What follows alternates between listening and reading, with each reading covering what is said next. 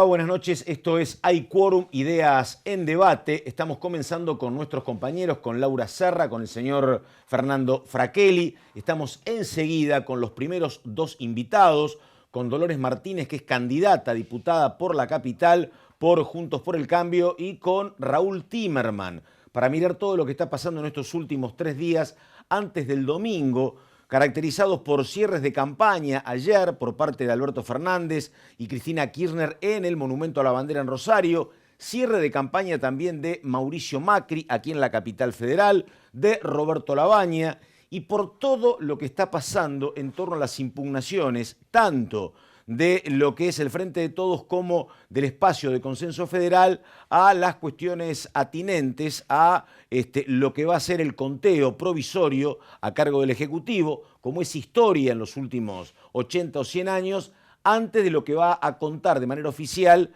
la Cámara Nacional Electoral, pero había impugnaciones básicamente para cuestiones técnicas y para con la empresa Smartmatic. Son los datos de la jornada previa a lo que ya es el comienzo de la veda. Saludamos a Laura Serra. ¿Cómo te va, Laurita? Hola, Pato, ¿cómo va? ¿Cómo le va, señor Fraquelli? Muy bien, acá estamos. Bueno, a ver, Laurita, primero, ¿por dónde empezamos? ¿Alguna información de último momento en torno a impugnaciones? ¿Se ha ordenado eso medianamente o no? Y más o menos, Más ahí o está. menos. Y yo creo que, bueno, vamos a estar cortando clavos hasta el final de la jornada Sí. del domingo, ver cómo Smartmatic y el Gobierno Nacional, recordemos que es el Gobierno Nacional que está a cargo del escrutinio Sí. provisorio, no así del definitivo, Claro. que eso está a cargo de la justicia electoral. Así que bueno, vamos a estar viendo un poquito, dice que va a ser más rápido Sí. la carga de datos y que se van a conocer las primeras informaciones más rápidas que en otras elecciones. Sí. Vamos a ver si esto ocurre y si, ojalá, no haya ningún problema ni ninguna irregularidad. Yo sé que no es lo mismo porque en el caso de Santa Fe era boleta única, pero acá lo hemos señalado, la verdad, la elección de Santa Fe fue muy peleada, fue una maravilla, digo, porque el ganador de la ciudad, que fue Pablo Yafkin de Rosario, una ciudad de 1 millón de habitantes, él dijo, gano, y ganaba por muy pocos votos, y tenía razón, tenía información precisa. Y Bonfatti, también un reconocimiento inusual, dice, perdí, y era el oficialismo, y perdieron por muy poquito. Ojalá, porque acá está toda la discusión, no solo de quién gana, sino de que el que saca el 1,5% para poder participar de la elección, y la famosa cuestión de cuán cerca quedás o no del 45%, ¿no? Hay varios números en disputa. Fraquelli, ¿acá cómo está todo? ¿En el Congreso no va a haber nada o no? No, por ahora no, pero esta semana hubo el tema de ficha limpia, se reunió la Comisión de Asuntos Constitucionales, avanzaron después de una fuerte discusión, porque Sí. hubo discusión, parecía que es un tema, primero que parecía que es un tema que no se iba a conseguir dictamen a lo largo de esta semana en el Congreso Nacional, en la Cámara de Diputados, por la fecha, porque estamos muy cerca de la elección, es por eso que también hubo cruces entre oficialistas y opositores respecto al tema de el momento en el cual el Gobierno Nacional o el oficialismo en diputados decide discutir este tema de ficha limpia. Pero bueno, es un tema que avanzó, es un tema que va a tener que llegar al recinto ya de la Cámara de Diputados, avanzó en la Comisión de Asuntos Constitucionales, pero bien por lo que vos estás planteando y lo que está planteando Laura, se generan otros debates futuros. El tema de una profunda reforma política, me parece que en algún momento oficialistas, opositores, y si mañana son opositores los que hoy son oficialistas o viceversa, van a tener que darle, van a tener que llevar adelante y a la práctica. Muy bien, comenzamos con Raúl Timerman, enseguida estamos con Dolores Martínez. Raúl, para una mirada de lo que viste en estos 2 meses de campaña, primera cuestión, a ver qué decís, a mí me llamó la atención, no sé si sirve o no sirve, a lo mejor sumó, pero ese Macri tan enojado, el Macri del carajo, ¿no? Un Macri en un tono inusual. ¿Por qué pasó? ¿Eso está estudiado? ¿Es coaching? ¿Es tensiones por lo que viene pasando? ¿Qué interpretación tenés? A ver. Primero, es el último Macri. Es el Macri que está buscando los votos que no tiene. Los que tiene ya están. Claro. Acá se da una situación. Hay 2 frentes que son mayoritarios. Digamos, si hay un tercer frente que en abril era el 25% y hoy quedó en un número muy bajo. Pero esos 2 mayoritarios, los votos que ideológicamente están de acuerdo con ellos y los votos que furibundamente están en contra del otro, ya los tienen. Ahora tienen que salir a buscar votos que no tienen, porque con los que tienen no les alcanza para ganar. Sí. ¿Qué es el acting de Mauricio Macri? El acting de Mauricio Macri es el enojo. la bronca, el estar incluso enojado consigo mismo, con lo que está pasando. ¿Eso es etcétera. acting? No sé. Nada de lo que hace Mauricio Macri no es acting. Es un equipo de campaña que viene trabajando juntos desde el año 2005, cuando Macri es candidato a diputado. 14 años, no perdieron una sola elección. No te quepa, y vos recordás que era Mauricio Macri como candidato hablando hace 10 años, claro, y mirarlo ahora. Es todo coach, bien hecho. Sí. Él no es Alfredo Alcón, digamos, tiene sus limitaciones, pero el coach está bien hecho. ¿Y qué está buscando? Está buscando lo de expert. Claro, está buscando los votos de expert, claro, que son muy importantes para él, muy importantes. Y lo hace con ese enojo, que es enojo hasta consigo mismo, porque en realidad Expert está enojado con el gobierno, está enojado con él también. No, yo creo que lo de Mauricio Macri ha sido inteligente. Esa bajada de línea de Marcos Peña, puteame pero votame, es excelente, porque está hablando a los votos que no tiene. Te maltraté, te fue mal económicamente, las cosas no salieron bien, pero lo otro es peor, votame a mí. Claro. Pregunte, Laurita, a ver. Bueno, vos vas a competir ahora, Dolores, como candidata a diputada nacional en un bastión macrista, ¿no? De hace muchos años que está gobernando el PRO en la ciudad de Buenos Aires. ¿Vos crees que, bueno, Rodríguez Larreta, que es la cabeza de la lista, jefatura de gobierno, puede llegar a lograr este desafío, ¿no? De ganar en primera vuelta? ¿Ustedes cómo podrían, digamos, ser traccionados por eso? ¿Cómo están viendo la elección en Capital? Bueno, en líneas generales la elección es la campaña, más que nada, digamos. Es muy buena. En mi caso, formo parte de esta coalición de Juntos por el Cambio. Vengo trabajando con Martín Lustó, con lo cual nosotros, después de varios años, nos hemos incorporado a este espacio.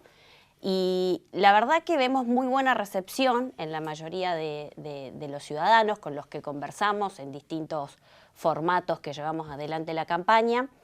Y creemos que el ejemplo de lo que ha venido pasando en la ciudad de Buenos Aires, es decir, de haber mantenido un gobierno de 12 años, es lo que se puede mostrar al resto del país como el ejemplo de lo que puede llegar a pasar 4 años más de un gobierno de Mauricio Macri como presidente. Es decir, cuando Macri recibe la ciudad de Buenos Aires en su primer mandato, por supuesto que todo era adverso.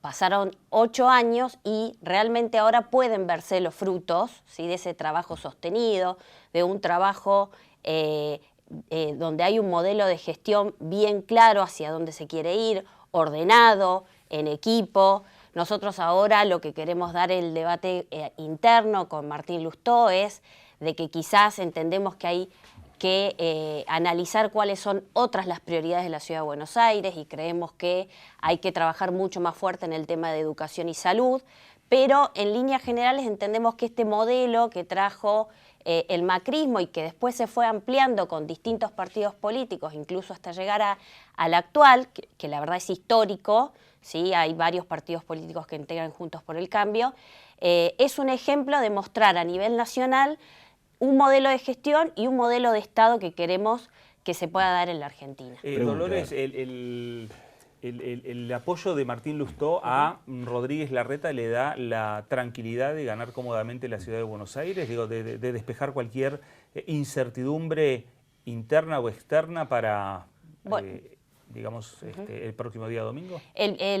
Históricamente siempre hubo balotaje en la ciudad de Buenos Aires porque para la audiencia que por ahí no está en el tema necesitas el 50% más 1 de los votos, con lo cual es muy difícil que una fuerza política pueda sacar ese número, pero sabemos que llegando a los ciudadanos de la ciudad de Buenos Aires con nuestro mensaje de una crítica constructiva, de sumar nuevas voces a Juntos por el Cambio, de sumar nuevas miradas, puede hacer lógicamente ampliar esa base que ya tiene el macrismo. Y no nos olvidemos que También está la coalición cívica de Elisa Carrió, que acá en la Ciudad de Buenos Aires también es muy fuerte.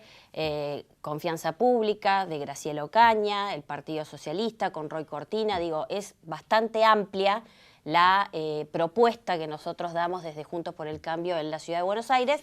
Así todo, creemos que va a ser difícil que se pueda dar ese número en la primera vuelta. Seguramente habrá balotaje, pero es cierto que venimos trabajando muy duro porque no somos parte, obviamente, y vamos en conjunto con la Nacional y sabemos que es muy difícil el escenario.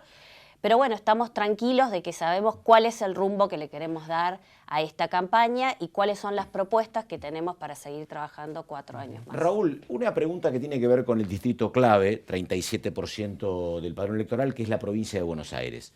Ayer lo veíamos compartir a Sergio Massa el escenario con Cristina Fernández.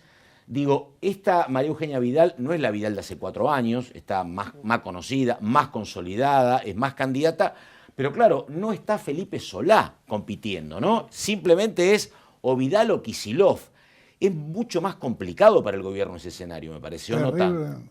Es terriblemente más complicado. Sí. Yo te diría que si observás atentamente ayer en el escenario del acto en Rosario, cómo llega a subir Sergio Massa, porque lo va a buscar Alberto Fernández, lo hace subir al escenario, lo pone al lado de Cristina le da un beso, muy seria, digamos, ahí hay todavía una cierta tensión. Pero bien, vayamos al caso de Vidal. Vidal la tiene terriblemente complicada. Hay que reconocer que el equipo de campaña de Marcos Peña no le dio nada a Vidal de todo lo que Vidal pidió. Cuando Vidal pidió adelantar la elección no. Cuando Vidal quería la colectora con Massa, colectora no. Entonces no le dieron, cuando pidió boleta separada, no le dieron. Yo la verdad, separada. el tema de no adelantar, no lo entiendo, porque digo, hubiese sido un golazo, ganabas la provincia de Buenos Aires. Pero se le complicaba a Macri después. Acá porque Vidal arrastra. Claro. ¿Qué va a suceder en la provincia de Buenos Aires? Yo creo que los Fernández van a ganar, que creo que Kicillof va a sacar menos votos que los Fernández, creo que a Macri no le va a ir bien, pero creo que Vidal va a sacar más votos que Macri. Y todo el tema es, ahora en las PASO, cuál es esa diferencia de votos entre Kicillof y María Eugenia Vidal. Yo te diría que si vos hablás con la gente de campaña de Kicillof está optimista, aunque no lo transmite, y la gente de campaña de María Eugenia Vidal está pesimista, aunque no lo transmite. Esa es la situación. Raúl, muchos estamos prestando atención a la diferencia que va a haber el domingo entre Macri y Alberto Fernández, ¿no? Si son 4, 5, 6, 8 puntos, no sabemos. Ahora, quizás a nivel nacional. A nivel nacional. Sí. Ahora, quizás estamos perdiendo un poco de vista de que en un escenario hiperpolarizado como en el que estamos, puede ser de que efectivamente haya uno o los dos candidatos que superan el 40%, y esto es de alguna manera un factor muy importante para tener en cuenta respecto de la primera vuelta electoral, ¿no? En octubre, que se podría definir a todo o nada y sin balotaje en octubre. No sé cómo estás viendo este escenario. Bueno, vos fíjate, para que los dos candidatos saquen los dos frentes más de 40, hace falta que la polarización sea mayor del 80%. Eso es difícil. Daría la impresión que la polarización hoy está entre el 75 y el 80%. Daría la impresión que la diferencia entre los dos candidatos es pequeña. El tema al que hay que prestarle atención es esa pequeña diferencia, si está debajo de 40 o si está por encima de 40. ¿Por qué? Porque si está por encima, la perspectiva para la elección general, mal llamada primera vuelta, es la general, porque se vota otras cosas, y diputados y senadores en todos lados, puede ser que se defina ahí, efectivamente. Pero si hay posibilidades que se defina ahí, no te quepa la menor duda que a partir del lunes 12 la estrategia de los equipos de campaña cambia totalmente. Pues ya no sirve lo que se está haciendo hasta ahora. Ya hay que plantearlo como un balotaje. Ahora, ¿vos te parece que un candidato que esté cerca del 45, supongamos 42, 43%, ya se lo podría apostar como ganador? No, ganador no. Pensá una cosa. En el 2015, Daniel Scioli saca casi 39 en las PASO y Mauricio Macri, cambiemos, 30. Había casi 9 puntos de diferencia. Van a la general, 37-34, 3 puntos de diferencia. Van al balotaje, gana Mauricio Macri por 2.6, se da vuelta. El electorado tiene un comportamiento alguien habló una vez, creo que fue Julio Aurelio, de la liviandad del voto de la clase media. Totalmente, sí. El voto de la hay un viejo dicho que creo que es de Jaureche que dice la clase media cuando le va bien vota mal Exactamente, y cuando sí, le muy va bueno. mal vota bien. Sí, Pero sí, claro. ahí hay un problema, que no se sabe cuál va a ser la reacción. Cómo va a jugar todo el aspecto económico que juega a favor de los Fernández Sí. y todo el aspecto de valores que la gente tiene incorporada como que juega a favor de Cambiemos. Pero hay una cuestión, Raúl, que tiene que ver con esto que preguntaba Laura. A mí me parece que el gran cambio que yo veo en la gente de gobierno es que vos hasta hace poco hablabas, ellos estaban convencidos de que no había dudas, en el balotaje ganaban. Pero en el balotaje, esa es la instancia a la cual no se llega y los complica, me parece mucho. Ahora ¿no? la intención de Marcos es ganar en primera Y claro, vuelta, ganar en la general. Esa Claro. es la intención. Yo creo que los dos van a ir a buscar esa posibilidad. Y no hay tanta seguridad de la ganancia No. en el balotaje, porque depende la estabilidad de la situación económica, aún en esos niveles Sí. de dólar, pero en esos niveles de tasa de interés de la LELIQ. O sea, si explota en algún momento, se acabó.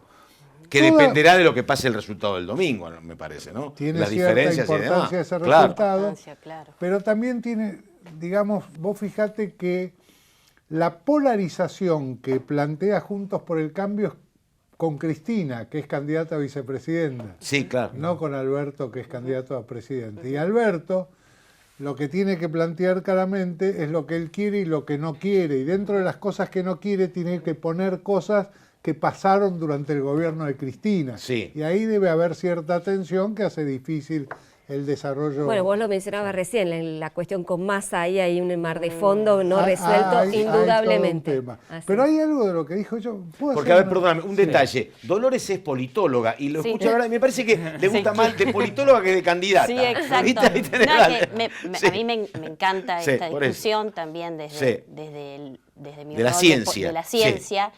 Y a mí me parece muy interesante lo que plantea Andrés Malamud, Sí. que es un politólogo. Me parece Muy que crítico del gobierno, pero que firmó la Exacto, solicitada a afirma, favor del pero gobierno. me parece muy novedoso, me gustaría Sí. obviamente escuchar la opinión de ustedes, porque él no habla tanto de la polarización, sino que hay una especie de bipolaridad. Es decir, hay dos polos, pero ambos polos están buscando el centro. Sí, por supuesto. Y fíjate Eso que es Alberto Fernández y Pichetto. Exacto, y eso Claro. es un escenario muy Sí. interesante que se da en la Argentina, que no se venía Sí. dando.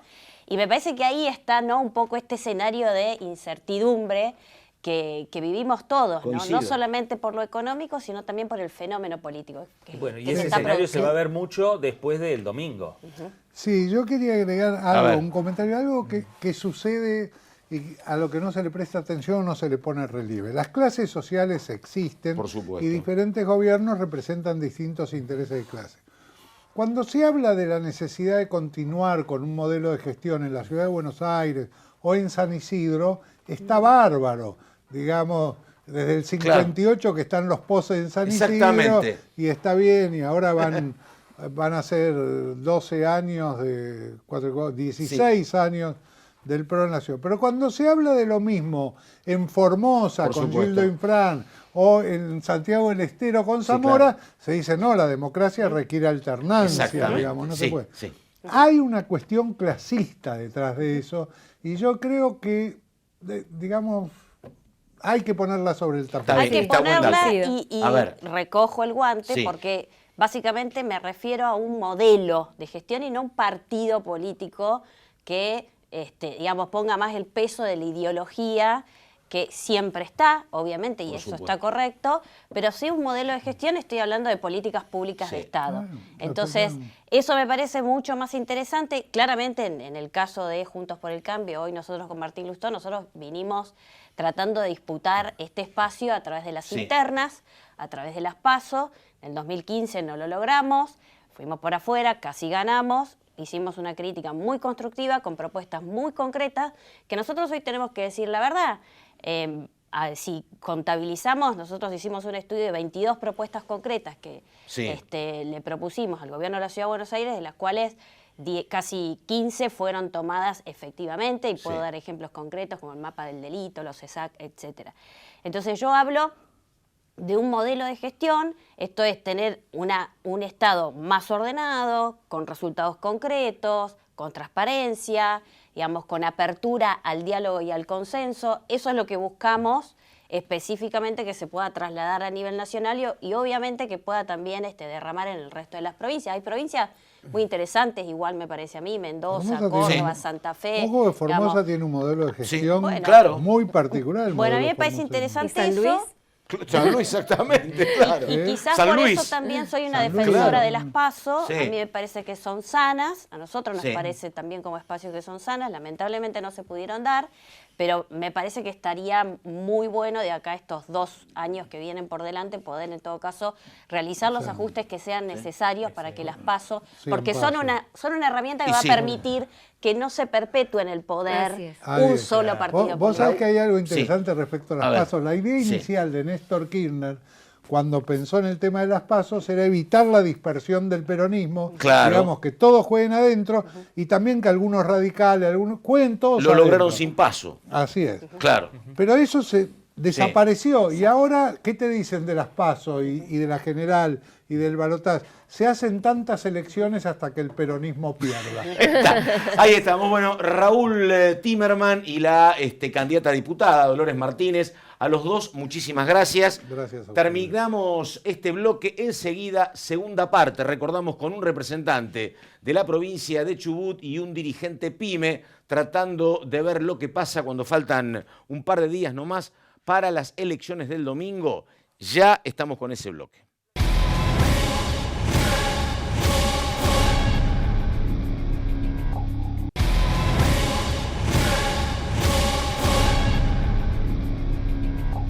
Segunda parte de Hay Quórum, Ideas en Debate. Estamos con un diputado del oficialismo, con Gustavo Mena, hombre de Chubut, de la Patagonia. Diputado, ¿cómo le va? Y estamos con Federico Cuomo, que es dirigente PYME en la República Argentina.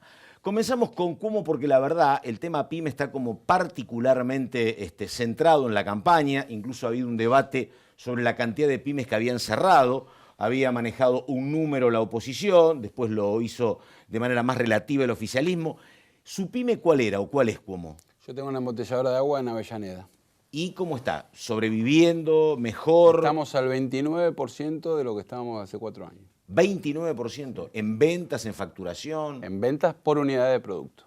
Ni te cuento todos los aumentos que tuvimos, que van muy por arriba, en algunos casos, de la inflación. Por ejemplo, combustible. Y lo que hace que se vende menos agua, porque la gente Se necesita vende gastar menos. la plata en otras cuestiones. ¿Cómo es? Claro, nosotros también atendemos mucho a empresas, sobre todo empresas pymes, y esas empresas, algunas están cerrando, otras están bajando turnos, otras ni siquiera trabajan todos los días de semana, así que, bueno, la situación es así. Federico, ¿han tenido que despedir gente? ¿Han tenido que, digamos, disponer de personal?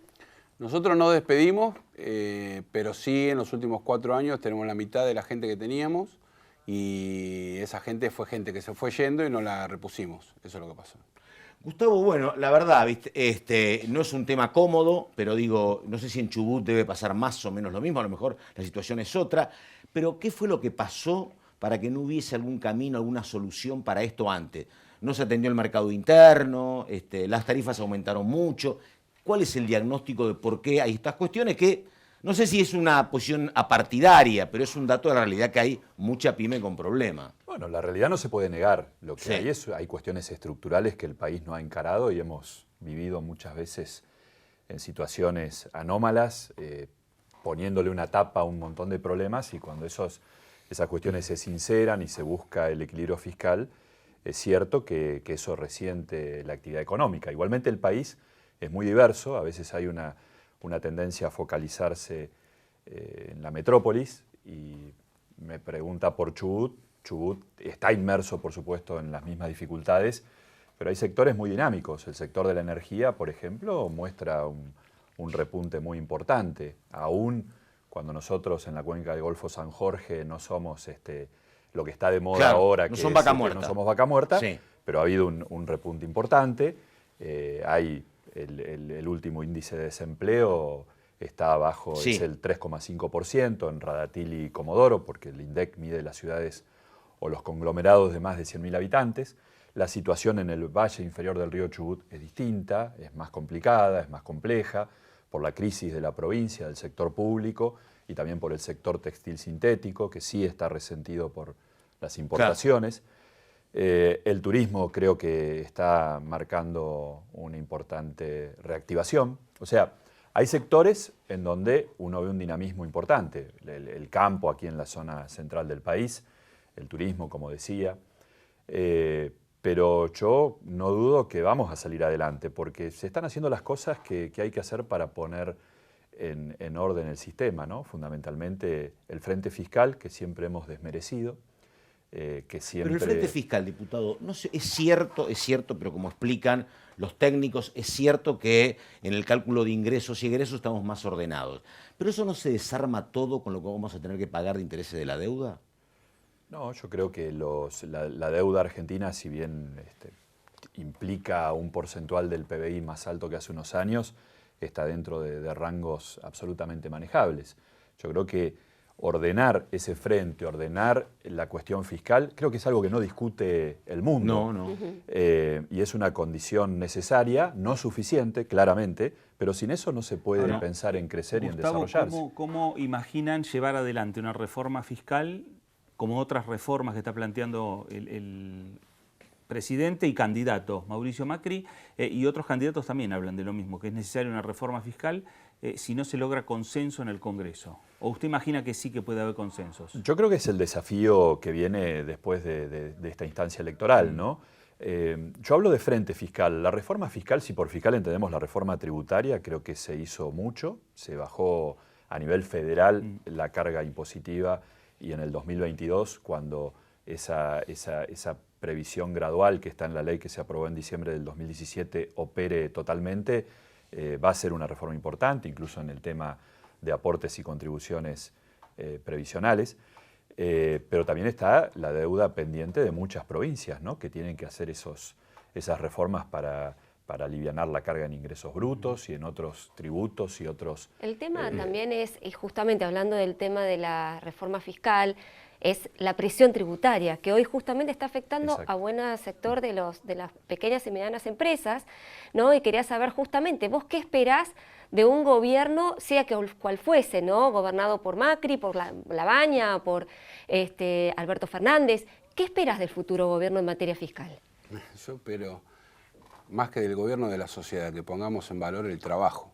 Lo que vimos, yo discrepo acá con el diputado, lo que yo veo es que este es un gobierno que ha volcado los recursos más a la cuestión financiera o a vaca muerta, de una cadena de la cual solo van a trabajar 3.000 empresas. En la Argentina hay 600.000 empresas, pymes. Vos decías recién, hoy tenemos el dato de 43 empresas cerrando por día, es un dato de AFIP. Sí. No es un dato incontrastable, o sea, son cuántos quits se dan de baja, es un dato de AFIP. Tenemos 200.000 pymes en estado crítico, y de ahí dependen 4 millones de puestos de trabajo. Yo estoy de acuerdo que hay algunas cuestiones que hay que reformar, la cuestión fiscal, por supuesto, y de hecho siempre con todos los políticos que nosotros hablamos le decimos, mira, yo en mi fábrica la cuestión fiscal está perfecta, o sea, nunca puedo gastar más, o salvo algunas cuestiones o algunos meses nada más, pero no puedo gastar más de lo que ingreso. Claro.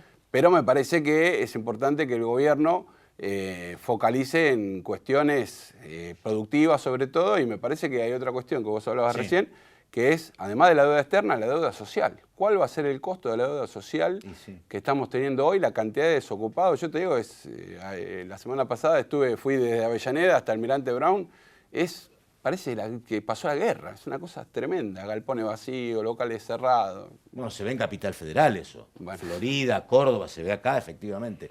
Ahora digo, ¿y la campaña? ¿Es una campaña que ha sido más complicada por estos temas, diputado, o no? ¿Para el oficialismo? Bueno, para el oficialismo las campañas siempre implican un desafío tal vez mayor, pero se le dieron una serie de conjuntos económicos complicados, ¿no? Sí, pero evidentemente yo tuve la experiencia este año de haber sido candidato a gobernador y realmente la primera parte del año fue muy compleja. De hecho, nuestras performances, quienes tuvimos esos desafíos, de alguna manera estuvieron afectados por una situación compleja en el tema... Tocó La Pampa, me acuerdo, Entre Ríos, Neuquén, efectivamente. Santa Fe, el tipo de cambio. Río Negro, Yo, para serlo honesto, percibo otro escenario, sin negar todas estas dificultades que se mencionan, percibo una mejor recepción por parte de la gente, percibo optimismo, percibo esperanza, y además cuando se confronta todas estas dificultades que nadie niega con lo que es el pasado, con lo que representa figuras como Alberto Fernández, Cristina Kirchner, Kicillof y demás, yo creo que la gente también es consciente que a veces tendemos a focalizar cuestiones como que hubiesen nacido o generado en el 2015, y la gente tiene muy claro que esto viene de mucho más atrás, que hay un atraso de infraestructura impresionante. Yo vuelvo sobre mi provincia, nosotros a veces hablamos de tarifas, por ejemplo, de gas, pero en la zona cordillerana de Chubut, en una provincia productora de gas, había 8.000 conexiones domiciliarias pendientes de gas porque el gasoducto cordillerano y el patagónico ya no tenía más capacidad de transporte. Esa obra se había prometido, no solo prometido, se había firmado, se le habían girado fondos, el exministro de Vido, a los municipios de Bariloche y de Bolsón, siempre esas cosas raras para ejecutar la obra pública, y no se había puesto un solo caño. Esa obra quedó inaugurada el 4 de enero de este año. Y eso permite satisfacer esas 8.000 conexiones domiciliarias pendientes más 24.000.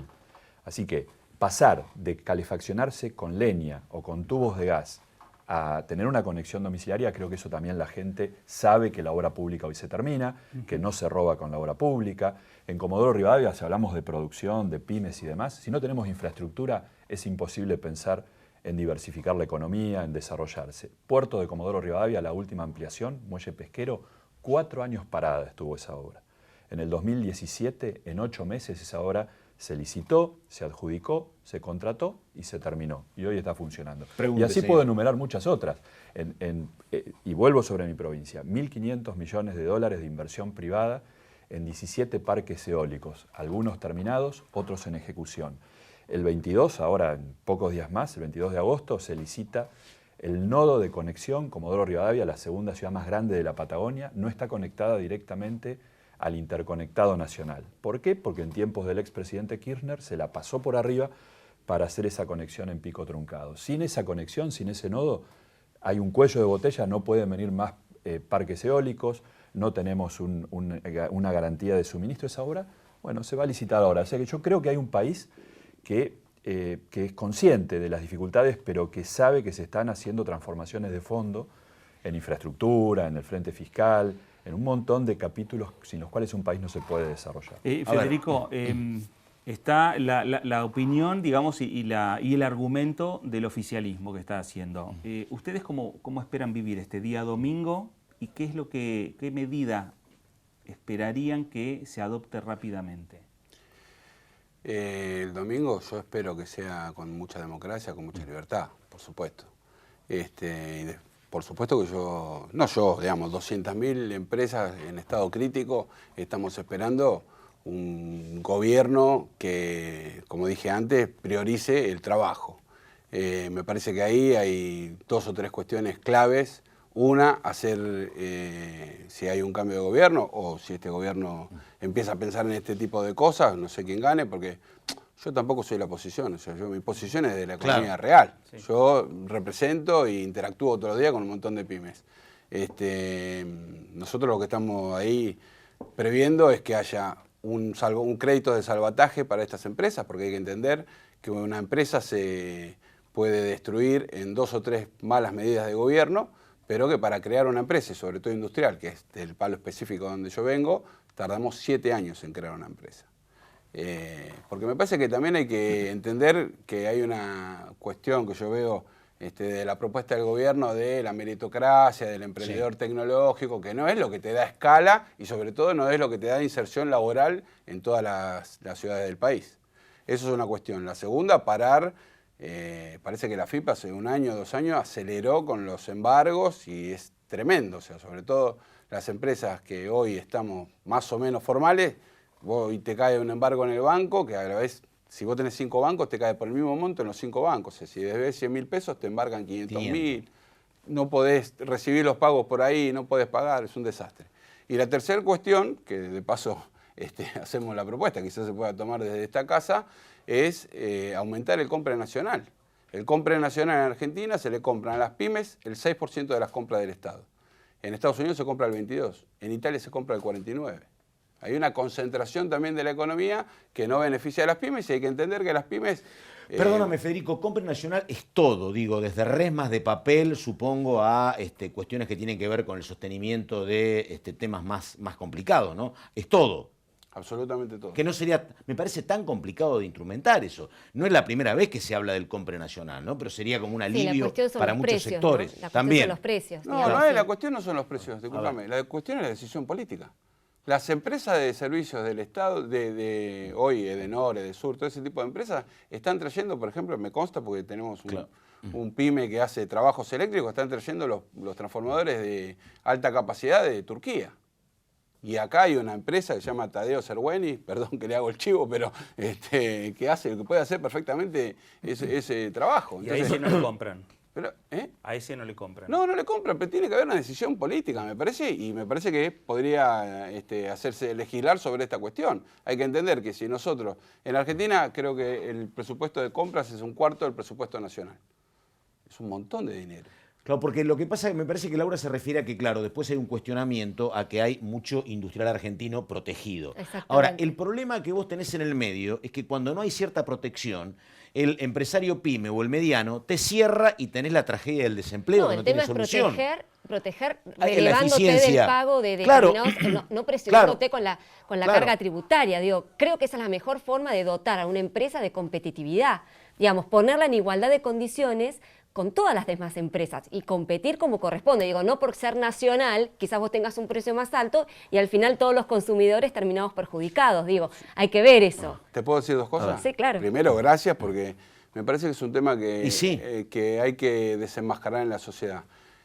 Solo el 5% de los industriales argentinos trabaja en función del Estado o con contrato del Estado. El otro 95%, te digo que competimos abiertamente con todas las empresas del mercado. En algunos casos, como el mío, que tengo una embotelladora humilde en Avellaneda, yo compito con una multinacional francesa que siempre digo, pone en un día de publicidad lo que yo facturo en un año.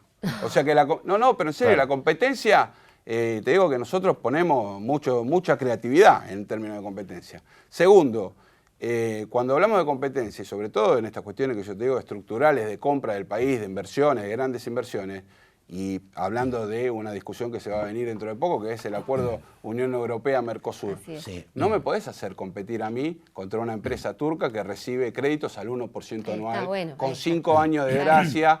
O sea, no, totalmente de acuerdo. O sea, yo Justamente digo, es aliviarte vos las querés que yo condiciones haga de boxeo laburo. y pretendés que dentro de 10 minutos me suba al ring contra Tyson. No, pero además hay un tema que a mí, tema que a mí me preocupa. Digo, imagínate que vos haces una competencia más libre y le toca perder al pyme. Bueno, el tema es que me parece que después, cuando él pierde, él tiene 50 trabajadores que se quedan sin trabajo y vos estás generando trabajo en otro lugar del mundo. Que es lo que me parece, ¿no? Hoy la disputa es esa. Y Claro. además, hoy Claro. el mundo está volviendo a los proteccionismos industriales. Sí. ¿Qué hizo Trump?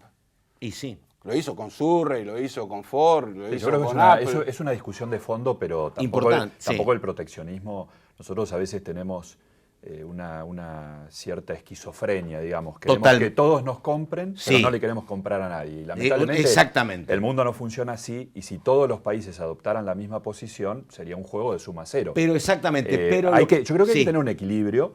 Sí. Los compre local, porque hacia el interior del país se reproduce la misma discusión. Las empresas, las pymes de cada provincia Coincido. se quejan de las que vienen de Buenos Aires o de las ciudades más industrializadas. Me parece que tenemos que tener un equilibrio. Lo que pasa es que Lo que coincido. decía Laura, Sí, no sí. podemos perder de vista al consumidor. No, claro. La competencia es un valor en sí mismo, por eso hay leyes que protegen la competencia.